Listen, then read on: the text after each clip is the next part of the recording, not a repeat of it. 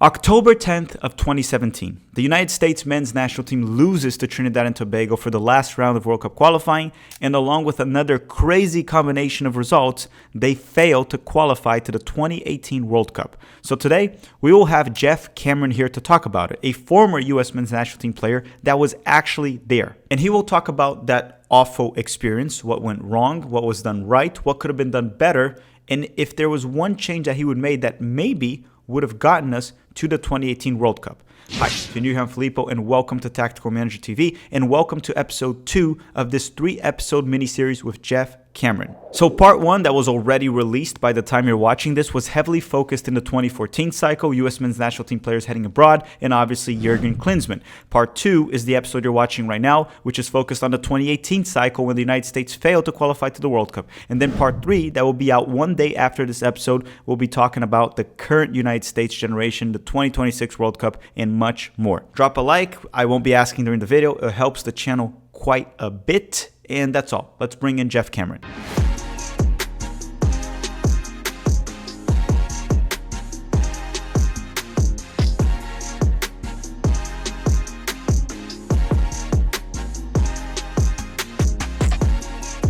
Okay, welcome back, everyone. Welcome back, Geoff. Actually, we never left. We were still here. This is part 2 of our 3-episode, I guess, or 3-part series. And the first one, we talked about the 2014 cycle, Americans going abroad for Europe, development, and much more. This one, we're going to talk about one of the darkest moments of U.S. men's national team history, where we failed to qualify to the 2018 World Cup. You were there. You have a lot to talk about, everything that happened. And I know that this is actually probably not the funnest or the best topic for you. You definitely enjoyed talking about 2014 more in 2026. But as much as you can say, what I want to ask you first is in regards to what went wrong, what could have been done better in your opinion now looking back, and if there's any positives that we can take out of that. But I'll give you the mic now to talk about that 2018 cycle all the way to Cuba 2017. Shit, man, it was I'll be blunt. It was a tough one for me personally, and a lot of shit was said that wasn't true, or you're made to be an scapegoat. Myself and a couple other players that a lot of the stuff wasn't true. But I'll go back to like just the beginning when I was injured for the Mexico and Costa Rica game. So I had a little minor thing on my knee that I had to get done. And I wasn't in the dressing room for the Mexico game in Columbus. But I just know, like, speaking to players and kind of what happened. And there was just kind of a belief set, I guess, that some people, they didn't follow with Jurgen, and there was going to be a change and Jurgen leaving. But I mean, we were still like not in a bad position there, right? Like, we've beat Mexico in Mexico before. We've gotten results every time we needed to get results in Mexico. So it wasn't like a white flag essentially, but I think it was just, there was a change. And when that change happened, I think it was just a change personally where it kind of brought us back to a different mindset, where Jurgen was pushing us to get to a certain level and made it tougher, and in all different aspects, right? Personally, where you're playing, professionally on and off the field, a lot of stuff, right? And challenging each player. And I think there was just, it's a tough situation to even just to talk about, because there's a lot of things I can't really say or I don't want to say, but So let me just ask you one thing in regards to that, and then you can obviously go with whatever you can or you want to say that doesn't get you in trouble too. But would you say maybe if we kept Klinsmann throughout the entire cycle, Because even with everything that happened, the crazy combination results that had to happen in the last game for us not to make it was almost improbable, and it still happened. Do you Yep. think if we kept Klinsmann, we Yes. would have made it to the World Cup? Yes. Yes. Yeah. You're not the first one to say that, by the way. So And it's just more of like, I, and like I said, there's things I don't want to dive into. All I know is I have my thoughts and my opinions and my experiences, and they have emails of like exchanging and what I experienced, and it was just a different. It was just a different vibe. It was a different perspective, and I'd say, I look back and I say, okay, we've changed every game, home and away. We changed the lineup, and then the last round of games, we didn't change the lineup, home and away. So like consistently inconsistent, and then going back to 2014, we had a really good core group of guys that were playing consistently every game. I think there was like six of us that played every minute of every qualifier, and we had a really good core group of guys all around us that played a lot of the minutes. So that was like,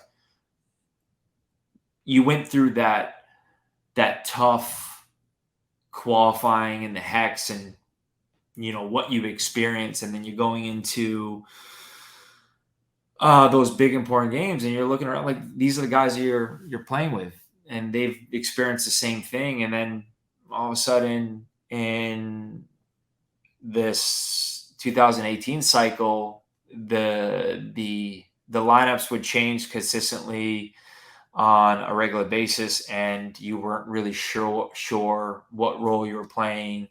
I wasn't even supposed to play against the Mexico game in Mexico. was that already? You're talking already once Bruce took over, Bruce Arena. Yeah. And I wasn't supposed to play in Mexico, and more of just because of the travel and coming back from England and getting there and everything like that. Um, and it just, you look at it and it's just a different, and like I said, everybody has their players and their style of play and XYZ. But I think it was just the a lot of the core group of guys were like in and out and not a consistent basis. And yeah, it was just a change really. And just the mindset and yeah, maybe I'm just boring it, but it's just, it was more of that mentality of like, you were on edge with Jurgen essentially. Mm-hmm. And kind of like he made you feel like you're walking on eggshells a little bit, but it was like in a good way. Mm-hmm. And then when it kind of changed, it was a little different vibe. And I mean, that's all I really need to really say. And like I said, every coach has their players and their opinions and styles and whatever. It's fine, but honesty and being just straight to the point to the players the best way. Was the vibe completely different once the coaching changed? So you were with Klinsmann before, and then Bruce Arena came in. Was the vibe in camp, the vibe pre-game in the locker room, everything, did it change a lot in that sense? Maybe not before a game or whatever, but during like camps, yeah, different for Different. sure. Um, but For the better, for the worse, or just not really, just it's different? different. It's hard to put a pulse on it. Hmm. Um, but it was definitely different. And that's just me personally. Maybe other guys had different experiences, but I'm sitting on the bench in Trinidad, and um, we can go into the part where I had the conversation that I wasn't fit enough, and I wasn't like, I only played 2 games that month, and I'm coming back from injury, but I played 90 minutes on that weekend before, and saying that we don't know if you're fit and ready to come to camp. And They are saying that, not yeah, you. and then you're going to a meeting at a round table, and you have like every single staff member like, yeah, you're a big part of this team, you're our leader, this and that, but you're not going to play in this game or the next game because maybe your fitness levels aren't, and these guys have played these many games, and me personally, I'm like, you're as a professional, that's like I pride myself on being fit and being ready to play, and um, kind of like the Geo sense of like you're called in, but we're not really going to play you, or you're not really going to give a chance, and you're like, shit, Because they're yeah, telling have you I you're made not mistakes fit. before in previous games? Of course, yeah. Because they're telling you you're not fit, but you're saying I am fit. I have Yeah, played, I and then played 90 same with minutes Gio. the Yeah, weekend before, and if I'm not your guy, I'm not your guy. Okay, just be straight to the point. Don't beat around the bush. And then you kind of look around, and you have like 5, 6, 7 staff members, and you're walking into like a den, and you just kind of walk out, and you're like, saying I'm not fit. So why did you bring me here? And at that point, I was going through we were starting to go through a relegation battle at Stoke. So Mark Hughes told me previously, he's like, listen, I need you for the following week. Like, I need you here and ready to go when you come back. Yeah, you just came off of an injury that I missed for like, I think it was like 11 days. And he's like, I just want you fit and ready to come back. And I said, no problem. And he's like, you're going a long way. You're flying Florida, and then you're going from there, you're going down to Trinidad, and then you're going to fly all the way back. And he's like, you get back in, we play, we have that early kickoff on the Saturday. And you're like, all right. So like when after the first game, they're like, you going down there? Like, what's happening? And then they're asking me, hey, can you just come back? And I'm like, no, I want to be here. I want to be ready to get on. Even though like I'm furious inside, and I'm a man that I wear my heart on my sleeve. Do I want to be like walking around like super bubbly and super excited? And I'm still going to support my teammates with going out in the field. I want them to get a result like we did against Panama and Orlando. But like still, like when you're being told that you're not really fit enough to play, or you're there, it's a little frustrating. And I think that was like a big part. And I can relate to the sense of the negativity of like all that, and just how can a player just shrug that off, really? But then your only way to do it is like to get away from it is just by playing. So getting those minutes and getting your legs in. I never had the opportunity to get back on the pitch. So essentially, like representing the national team, I don't remember the last game I put on the national team jersey. And that's like, it's fucking disappointing, because I know I had the ability to keep playing. And then after the fiasco of us not going to the World Cup, they went completely different, and they didn't choose a coach and for however long, because it was just a big well, set I think they chose it. They just took a while to announce Berhalter. to They announce they it. they did the extensive search for Berhalter. But then I think of all those players that had that year of playing under a coach, and these coaches now, like, what were you showing? What were these guys getting? Who are they playing for? And it's the sense of it was, I think it was a big setback for the US soccer, but also a wake up call in the sense of, okay, we need to get serious, and we need to get looking in the future, and this is how we can build and go Do you from there. think two things right here? One, in any moment in that game against Trinidad, whatever is still fresh in your memory right there, was there any moment where on the bench, when you're all watching the game, you all were starting to fear that, holy shit, 100%. we might actually miss the World Cup? Because I'm assuming before the game, the belief was we're gonna make it there, we got this. But during the game, um, I we mean, saw, shit. The day before the game, the field's flooded. It's like 4 inches underwater. I mean, to play possession based game on that pitch is insane, right? Like literally was underwater. And we played a style of trying to play out of the back and whatever. And Trinidad's going to be direct and physical and just be athletic and fast and whatever. They had two wonder goals, right? But we're sitting on. I just remember it was like Alejandro Bedoya, myself, and Clint, and we just looked at it and like kind of joke around. It was like the three amigos through our whole like kind of time with the national team together, and we looked at each other and we're like, this is fucking crazy. And sorry for my language, but like this is nuts. And then where we go and warm up, and then Clint's getting ready and he goes in. And I'm like, Clint, go in there and just bag one. We need you, man. And it was like surreal because Christian's trying to do everything he can. Like they're going after him, and we're just hopeful. Like it was just like everything that went wrong. And it was like the shittiest moment because you walk in after the game and you're like, this is insane. Like, how are we here? And that's the biggest disappointment. And for me, it was more personally, it was like, I knew I could have done something.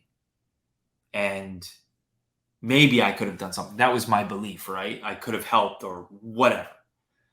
But I'll always have that feeling, a sense of shit. It was like, it was taken away. And I don't think I'll ever get rid of that, really. Mhm. But I am so proud as a former national team player and what we've accomplished and where we're going and the talented group that we have now. And to see that change of what just when Jurgen kind of pushed out a little bit. And that's why for me, I look back and my time, and he was a visionary person, and he saw like things, and he was pushing players. And you think about where U.S. soccer is now to where it was before, and pushing players to play at the highest level and playing at the best clubs against the best talented players gives our chance of the national team to have a better chance of winning a World Cup. And that's what we all want. We all want the U.S. to win the World Cup. I wanted to win. At some point in my life, hopefully. And we have the talent here. And I think that's, the ultimate goal. Now we have these guys that have a World Cup under their belt and experience of pressure and everything, but it ain't going to be easy now because, hey, we're in the States. It's here. It's 1994 World Cup, but on steroids. Mhm. Because you think about it, it's going to be social media, everything. It's going to be 10 times soccer more. is bigger here in general than '94 too. That's another thing. Yeah, but And that's just more pressure. Hey, World Cup's here. Let's win it. And that's great. the whole But thing about winning a World Cup is I hope I get to see the US win one in my life at some point. I don't care when, at any point. It can be even the last thing I see before I go. Anything. When I'm much older, please. Not now. Much yeah, older. But essentially what I think is happening in the US, we've started to actually develop a good amount of players that are going to these leagues that you talked about how Jurgen was pushing them to go. Now we have players that can go there and can play.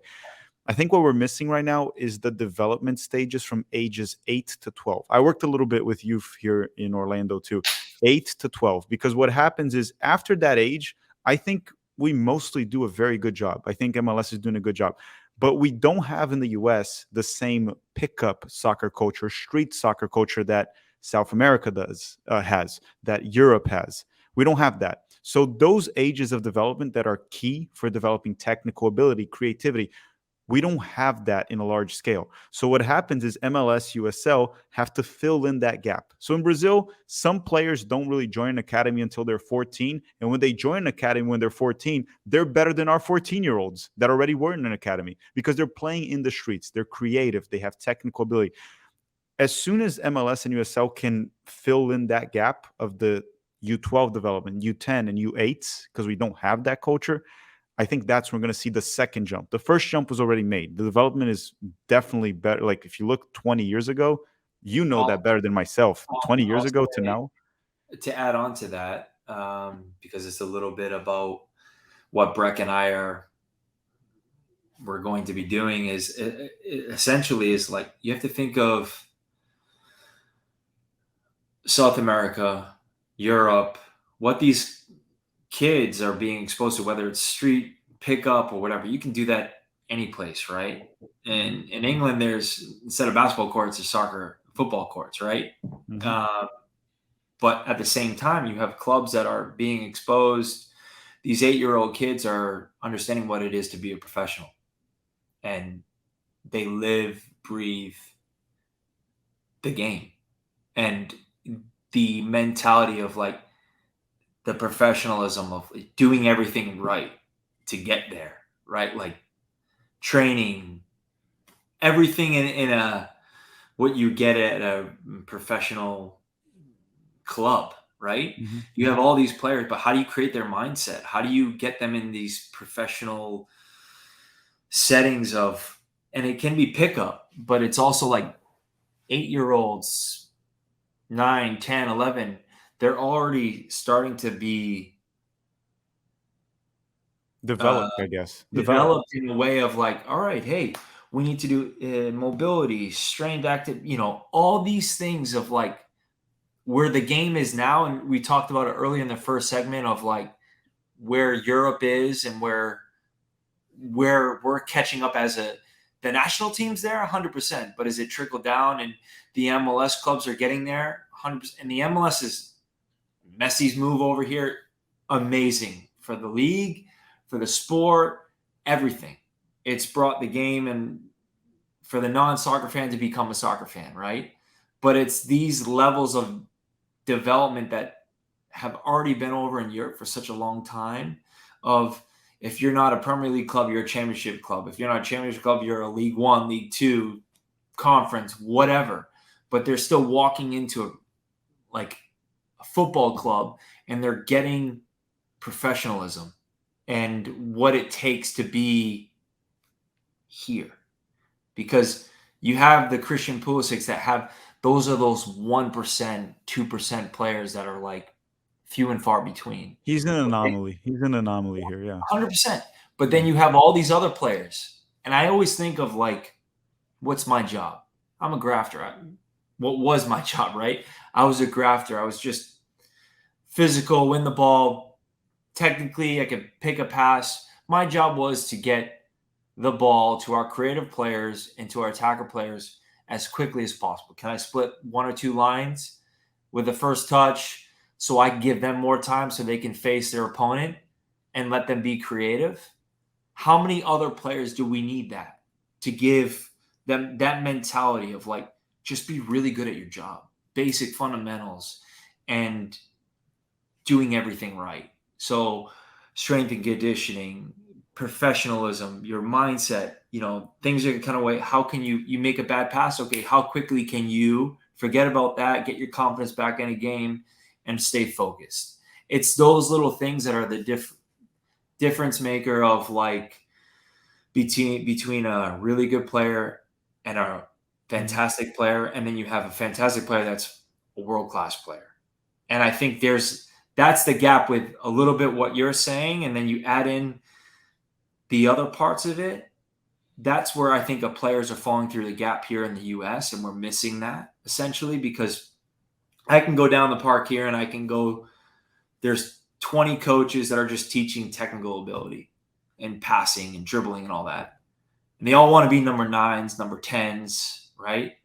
But how many other players are just doing everything of the whole like holistic approach, right? Of looking at in the sense of a good first touch, a good like mentality. When you lose the ball, what's your reaction? Can you get the ball back? Can you get in position? Like those things, you have to do it at an early age and more of like the mindset. And I think that's a big thing. At that age, also, you want them to play more, pick up Yeah. environments because some things in soccer. Well, I mean, I played a lot of soccer in my life. You played professionally, and if I ask you certain things and ask how did you learn how to do that, you might come up and say to me, you know what, I don't know. You just kind of played, and some things you learn from playing, especially as a young kid. They have to enjoy it. I think here in the U.S., especially, I think we need better coaches. Some of them overcoach. Some of them I guess more like now that we have more players involved, like you're talking about yourself, Breck, Eddie Johnson is here in Orlando, right? Doing a Yeah. good job too. There's a lot of professional players getting more involved. And I think that will probably fill in part of that gap. And I think once we get that, and I hate to say this because I'm going to compare players now, but I'm going to say the U.S. youth system right now is capable of developing a lot of Brendan Aaronsons, which is good. He's a good Yeah. player. Yeah. But we need to be able to develop a lot of Christian Pulisic's. And Yeah. that is very tough. That is extremely tough. It's not that many countries, but I do think we have the right country in terms of like we have great The athletes in this athlete. country. We Yeah. have the infrastructure and we have the American mentality. You put all that together, it can be done. We need to go from developing a lot of Brendan Aaronsons to the Christian Pulisic's. And I know some people are going to go in the comments section say, we don't have that many Brendan Aaronsons. Trust me, from the talent that's coming up in the youth ranks, a lot of them will be about Brendan Aaronson's levels, which is great for U.S. soccer. But how do we get those Pulisic's? That is the level we need to aim for. And then eventually, if you develop so many Pulisic's, you get a guy that's even better than a Christian Pulisic, which And is you look, and I just look at like if you look at any Premier League team now, right? Let's just say Premier League or La Liga, Bundesliga, and you go through their youth system and the development of like number 9s and number 10s or players that they're signing and bringing into their club. If a number 9 or number 10 goes down, they have 3 or 4 players ready to step in that are top players. And I mean, look at for instance for Gabriel Jesus, right? He was coming in off the bench at Man City. I'm gonna have to correct you now. My Brazilian side, Yes, yes. Jesus. No, no, Okay. it's funny because It's okay. everyone. It's okay. No, But I'm you just understand, joking. like the aspect of like he's coming in off the bench, and Yeah. he's a starter for the national team for Brazil, hmm and he's a forward, second or third pick sometimes, and you look and you go.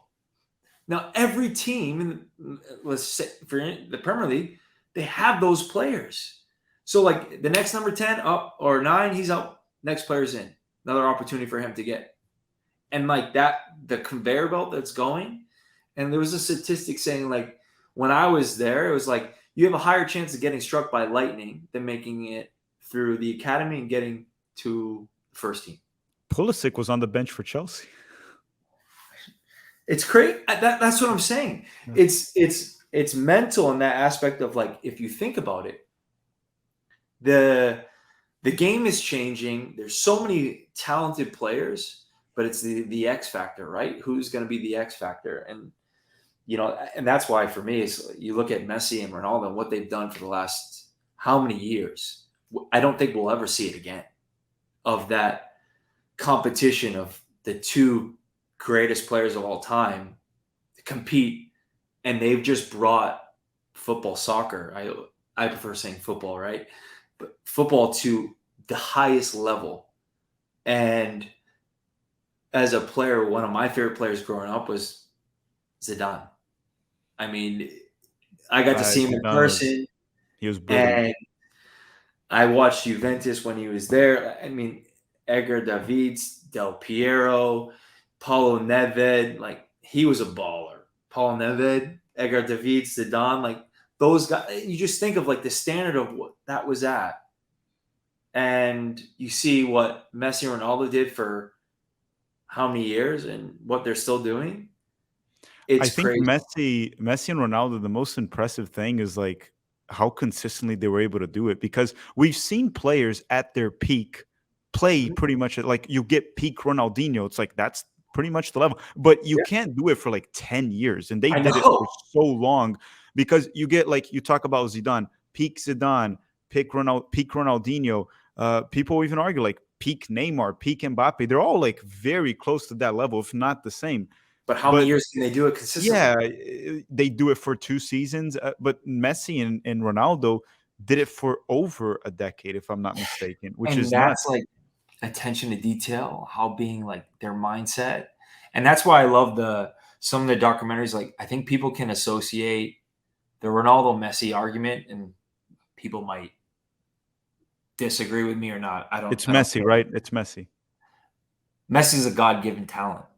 He is uh I can't say Messi or Ronaldo. I think they're both like two different players, two different styles, both amazing.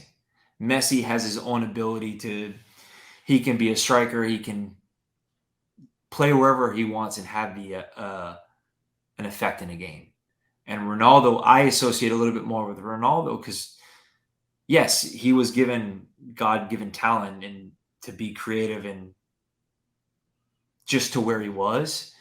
But I think of like you go from Sporting Lisbon to Manchester United to Real Madrid, adapted his game. But I can associate with him a little bit more because of his, like, not saying Messi didn't have to work and graft and be that, you know, the player that needed the other stuff, right? The physicality, he needed to grow, right?